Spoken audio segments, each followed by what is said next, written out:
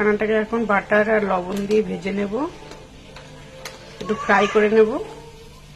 তার জন্য কড়াইটা বসিয়ে দিয়েছি। কড়াইটা গরম হলে বাটারটা দিয়ে দেব। কড়াই গরম হয়ে গেছে, এবার বাটারটাকে দিয়ে দেবো কড়াইতে। এবার একটু লবণ দিয়ে দেবো বাটারে, দিয়ে এবার মাখনাগুলো দিয়ে দেবো।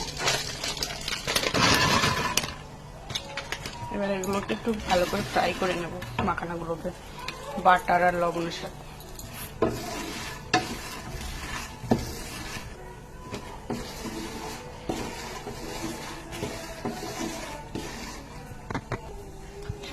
মাখানাটা ফ্রাই করা হয়ে গেছে, এবার ওভেনটাকে অফ করে দেবো।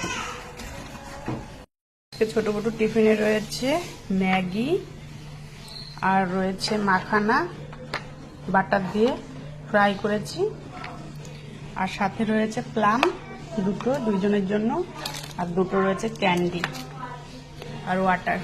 এই হচ্ছে আজকে ছোট বটু টিফিন।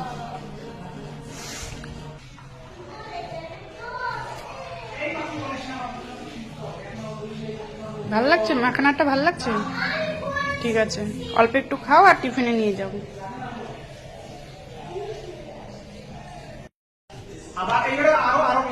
এই যে বটু, ছোটু আর এই ঘটু, তিন পাগলি।